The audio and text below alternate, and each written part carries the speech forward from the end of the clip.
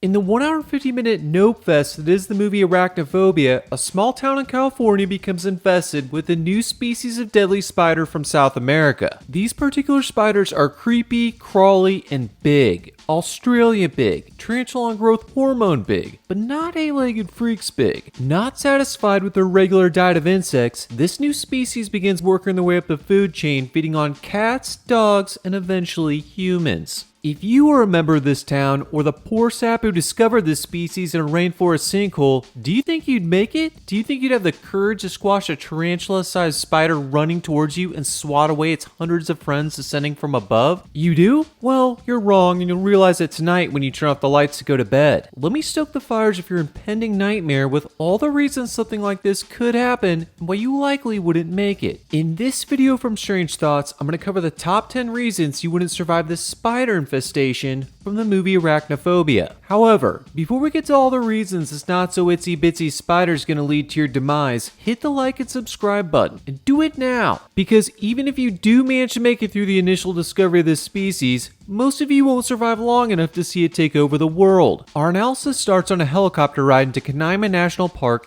deep in the rainforest of Venezuela. Like all movies where people die in a foreign jungle, the film opens with an aerial shot over water paired with music that subtly suggests your impending doom. If you ever hear this music, turn around. You're at the beginning of an adventure that will ultimately lead to the death of you and everyone else in your party. Unfortunately for the members of this expedition, the pilot switches the radio station before they can make this connection. On the flight in, we're introduced to Jerry Manley, a new grad quickly realizing his National Geographic internship isn't going to pan out as expected. He thought he'd be photographing cute sloths alongside hot co-eds. Instead, he's packed in a helicopter of 4 smelly dudes on their way to photograph man-eating spiders. Accompanying Mr. Manley is the foremost expert on arachnids, Dr. James Atherton, his assistant, and a local guide. The helicopter ride is full of fun banter about poisonous ants that kill in 24 hours, deadly frogs, and the local legend, which is that man who climbs mountain never returns. Manley's in over his head and is a great example of reason number 1 why you won't survive. You're an American in a foreign jungle. This statement sums up the vast number of reasons why you, as an American, are not going to make it. Your survival chances versus someone like this guy are not the same. You grew up in a bubble-wrapped world of helmets, fences, and safety signs. He grew up in a world where things are trying to kill him from day one. Your survival knowledge comes from books and episodes of Survivor Man. His knowledge comes from surviving to age 23. While you may feel prepared, no amount of REI survival classes can compare to what he's learned from the mistakes of his 3 dead siblings. He's just built differently. If you travel into a foreign jungle, the deeper you go, the more you'll realize this. The helicopter sets down on a flat-top mountain and the misadventure continues on foot. As they bushwhack their way through dense vegetation, the local guide converses with other members of the team in Spanish, telling jokes, pointing out deadly plants, and teaching them how to identify quicksand. Manley does his best to understand what they're saying, but his 2 years of high school Spanish aren't doing him any favors. Thus, we arrive at reason number 2. You don't speak the language. In a foreign environment where everyone speaks a language you don't understand, you're probably going to miss some things. This becomes a problem when you're in a forest full of insects, animals, and plants that can all kill you. Any wisdom this guide is imparting along their journey is lost on Mr. Manley. And the lack of Manley's Spanish isn't the only problem. While Dr. Atherton's assistant appears to be communicating well with the guide, how much is being lost in translation between these two? The small amount of Spanish the tribesman has picked up may not be enough to convey all the dangers that exist at the expedition's destination. For all we know, he forgot the Spanish word for spider. He probably spent the entire helicopter ride trying to warn them that giant meat-eating tarantulas live in this forest. Good thing he was paid up front. When the guide gets to the large sinkhole in the middle of the mountain, he stops and looks on with a 1,000-yard stare. What's with him? It's as far as he'll go. Reason 3. You went past the guide. There is no greater sign of danger than a guide who will venture no further. The tribesman is 100 times more prepared than any member of this expedition, yet he still won't go down there. That said, if the creepy music, the fact that you're an American, and the language barrier hasn't swayed you, this probably won't either. As the crew lower what is hopefully a machine gun down by rope, the rest of the group descend via a path that takes them to the bottom of the sinkhole. On his way, Manley stumbles into a rather large spider web, giving him and the viewer the first case of the tinglies. and these aren't the ASMR kind. Reason 4. You went to the capital of Nopeville. The giant web Manly ran into was a welcome sign indicating their arrival at the epicenter of scary. Up until this point, they were in the regular jungle, where things are scary but survivable. However, the sinkhole they're about to explore is a different story. Jungle sinkholes are where nopeness is manufactured and shipped out to the rest of the rainforest. Only the deadliest, squirmiest, and meanest creatures live in such a place. If you venture into one of these portals to hell, you aren't coming back. When the crew make it to the bottom of the sinkhole, they start setting up gear preparing to do something I hope none of you ever have to experience. After setting out collection trays, they turn on a fogger that kills all insects in the trees above. After about 10 seconds, it starts raining bugs. A light drizzle of beautiful butterflies turns into a torrential downpour of centipedes, beetles, and other creepy crawlers. The heavy rain of bugs continues until the crew hear a loud thud in one of the collection trays. Jeez, do you even want to know what that is? What they find is not a bird, bat, or anything else that would warrant such a thud, but a giant freaking spider. Are you sure it's dead? Yes, quite dead. The scientist's confidence does nothing to shake your suspicion that this little monster is just waiting to jump on your face. But you've got a job to do, so you get out your camera and prepare for the shot. So fogging doesn't work on these spiders. Not a great sign. The scientist builds on this nopeness with several key observations. Muerto. That's impossible. They should be dead. Very aggressive. Well, this is highly unusual. So many spiders this size in such a confined area. You would think this would be enough to convince everyone to retreat and call it an airstrike. But no, this is just a taste of reason number 5 why you won't survive. Reckless curiosity. We'll take 2 back alive and preserve 2. Like all scientists, Dr. Atherton is a curious dude. This is a new species and he can't wait to show all his spider-loving colleagues. However, Dr. Atherton also knows the dangers of taking such a dangerous specimen back to civilization. If it somehow gets loose, it could plague the world. The safe thing to do would be to study it here in its natural environment, but he's confident it won't escape from his lab. Even more confident than he was about the effectiveness of his fumigation equipment. The crew packs up their new bug collection and makes their way back to camp, picking up a new expedition member on their way. Mr. Spidey is about to leave home for the first time and explore a whole new world full of things he can eat. Reason number 6. You skip decontamination. You don't have to be Indiana Jones to know there's a 100% chance something hitched a ride back to camp. At a minimum, there should be a thorough check of all clothing, packs, and equipment. If you really want to be sure, you should burn everything and bathe in 100% DEET. This group takes no such precautions. Manly doesn't even change his clothes. As he lays down to take a nap, the spider works his way onto his cot. Manly barely notices the tarantula climbing up his leg until it sinks its fangs into his stomach. Within seconds, he's dead. The assistant takes one look at him and knows the cause of death. Fever. After that thorough autopsy, they prepare to send his body back to the States. Manly's placed in a coffin with a convenient spider hole and shipped off to the US of A. Reason 7. Threats delivered. As you watch this video, you probably feel safe knowing you'd never venture into a deadly jungle like Manly. Here's the thing, even if you never set foot in that jungle, others will. They'll find something deadly and unknowingly bring it back to your hometown. Yes, US Customs will do a quick check, but their track record isn't great. With millions of people flying between the US and countries with these dense rainforests, something squirmy is bound to make it back and start infesting your neck of the woods. Again, Mr. Manly serves as a great example of this. His body's delivered to his hometown funeral parlor where the mortician is casually snacking on a sandwich, which he puts on the examination table. I can't imagine embalming residue tastes great on a Sammy, but I've never tried it. As can be expected, the body isn't in the greatest condition. What's surprising is the fact that it isn't bloated. The corpse looks drained, like something's been feeding on it. While the mortician is on the phone, Mr. Spidey sneaks out of the casket past his terrified pets. The spider makes it outside where it's airlifted a mile down the road, compliments of a crow who seriously misjudged his prey. The spider bites the crow midair, sending them both into a forest next to where the Jennings family is moving into their new house. Reason number 8. You help the enemy. The Jennings moved from San Francisco to the small fictional town of Kamida to get away from city life and enjoy all nature has to offer. Walking into their new house, they find a spider in one of their moving boxes. Dr. Jennings, who's an arachnophobe, calls his wife down to take care of the little arachnid. Instead of killing it, she lectures the group on why they need to show the spider some mercy.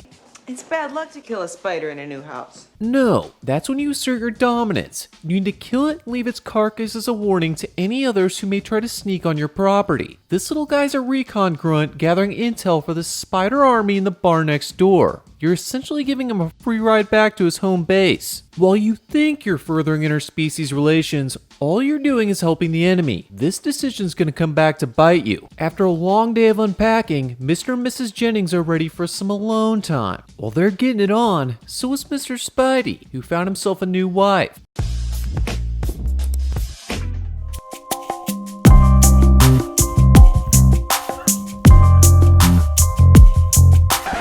Together, they're going to create one big hungry family. The next morning, while Dr. Jennings is getting to know the other town doctor, his wife is exploring their property. Peeking back into the barn, she comes across the largest spider web she's ever seen. This thing looks like it's meant to catch horses. Does she panic? No. Does she call the exterminator? No. She calmly carries on with her day. Casually bringing it up over dinner, she convinces her arachnophobic husband to come see it. As he climbs the barn ladder to get a closer look, he breaks a rung, catapulting the spider's first kill into his face. One would think this would be the warning that Jennings need to take drastic measures. But no, this is nature, and they aren't going to disturb its creation, even if the pulsating nest is a little scary. Their plot necessitated naivety is easy to criticize, but I know there are some of you nature freaks out there who would do the same. This next reason's for you. Number 9. You didn't burn it to the ground. A web that size means you're in big trouble. The barn, the house, everything you own is now compromised. Unless you're willing to burn it all, you're not only going to seal your fate, but the fate of everyone in your town. The only way you're going to stand a chance is to adopt a scorched earth policy. But don't take my word for it, the Jennings are a perfect example of what happens when you don't adopt the nuclear option. The next day they host a picnic to get to know their neighbors. When one of the couples starts making a scene, the town mortician leans in and tells them the couple are the Manleys. Their son died while photographing deadly spiders in a Venezuelan rainforest. He goes on telling you how he had to recommend a closed casket due to the mummified condition of the body.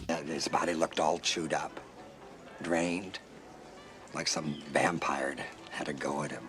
Wow, what a tragic series of unrelated events. While everyone else is getting drunk on Miss Jennings' punch, the spiders launch their initial assault. No house is spared as these little monsters make it into every cabinet, lampshade, bed, and sofa. All the places you'll be checking for days to come. As the days go by, the spiders start racking up kills. A widow, high school quarterback, and the other town doctor are the first 3 to die. By the 3rd victim, they decide it's time for an autopsy. It is then they discover the spider bites. When the lab tests come in, revealing they all died due to the same unidentified toxin, the doctor knows it's time to call for help. He looks up the foremost expert on arachnids, who just so happens to be Dr. Atherton from the expedition. Placing a call to the spider expert, Dr. Jennings explains his small town has had 3 unexpected deaths. He thinks these deaths may be spider related since each body had the same bite mark and contained the same unknown toxin. Dr. Atherton doubts a spider is the culprit, but agrees to send his assistant Collins after hearing Jennings lives in the same town as the recently deceased Mr. Manley. It's suspicious, yes, but not yet cause for alarm. When Collins arrives, he convinces them they need to find a live spider. Only then can they determine if its toxin matches what was found in the dead bodies. Their search is extensive, but stops short of the pantry where the sheriff finds an open cereal box. Definitely no spiders in there. While the rest of them continue their cautious examination, the sheriff goes to town on some frosted flakes, reaching deeper and deeper into the box. I wonder if there's a prize in there. Luckily for the sheriff, the spider he finds is dead. However, they need a live specimen and continue their search until they find one crawling along the dinner room table. One look, and Collins knows the spider is related to the new species they found in South America. He phones Dr. Atherton, who agrees to come up to Kamida immediately. This is bad. this is really bad. Atherton knows he can't solve this alone. He needs someone he can trust, someone with years of experience killing bugs. That someone is Exterminator Delbert McClintock. While Dr. Atherton is the top academic in the game, no one can compete with Delbert in the field. He was born to kill bugs, it's his calling. Unlike others in the business, he's properly armed, well-educated, and willing to do whatever it takes. Would anybody object if I tore this floor out? I would. False alarm, then lead on. If you've got a spider infestation, he's the one guy you absolutely want on your team. No room for amateurs in this game. Dr. Atherton and his brother-in-arms arrive at Dr. Jennings' office where they make their best guess as to how things will unfold. In this first generation, the original male also produced a queen, but eventually, she will create reproductive offspring of her own. That can't be good. So what happens next, Doc?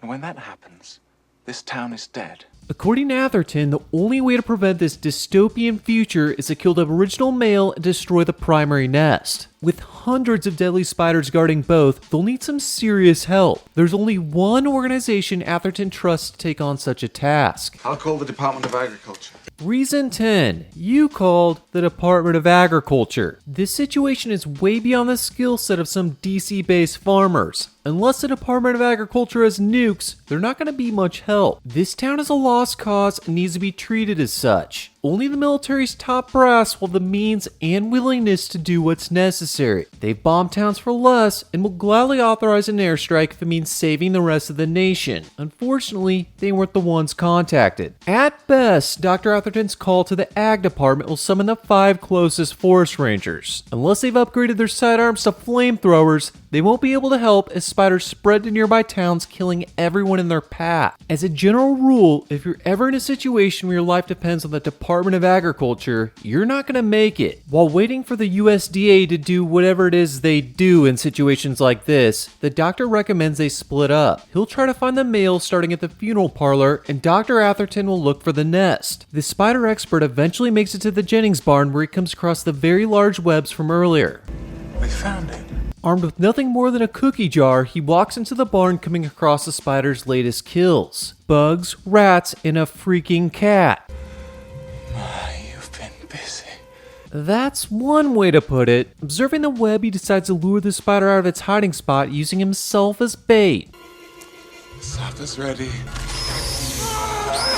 And that unfolded just about how I thought it would. While the spiders are desiccating Atherton's body, Dr. Jennings arrives at the funeral parlor. They find the mortician and his wife dead, but no sign of the male spider. Pulling a map out of Delbert's truck, they attempt to triangulate the location of the male spider based on the location of all the victims. Plotting the spot of each attack on the map, they come to the deadly conclusion that the male and the nest are in the barn next to the doctor's house. Up until now, the giant webs in his barn didn't seem relevant, but this new info finally allows him to connect the dots. His property is ground zero. The doctor rushes back to the house to save his family. Walking into his living room, he looks for any signs of spiders. Moments pass before they start to crawl the walls, under doors, and down from the ceiling. It's an ambush. The family runs upstairs to escape to the roof, but Dr. Jennings doesn't make it in time. Swarmed by spiders, he tries to make it back down the stairs, but trips off the balcony, falling 2 stories into the dark, damp cellar below. Surprisingly mobile for someone who just fell 20 feet onto his back, he makes it to the exit but finds he's locked in. His family, who will proceed to forget about him for the next 10 minutes, are no help. He'll need to take on these spiders himself. Luckily, his basement is a spider-killing armory. He takes on the king and queen with shovels, wine bottles, homemade flamethrowers, and Molotov cocktails. While he easily dispatches the queen, the male's a much tougher target. They go tit for tat until Jennings is able to catapult the spider into a nearby fire. But that only angers it. The spider emerges from the flames on a warpath towards Jennings' nuts. Fumbling around for a weapon, the doctor's hands find his Hilti DX30 powder-actuated nail gun. Checkmate. A 4-inch steel slug sends this flaming beastie to its death as it lands on its own nest, killing all its offspring. Dr. Jennings not only conquered his fear of arachnophobia, but took down the most dangerous species of tarantulas the world had ever seen. The Jennings moved back to San Francisco, where they are seen enjoying some wine in their new high-rise apartment. Definitely no spiders here, unless one of the new offspring hitched a ride back in one of their moving boxes.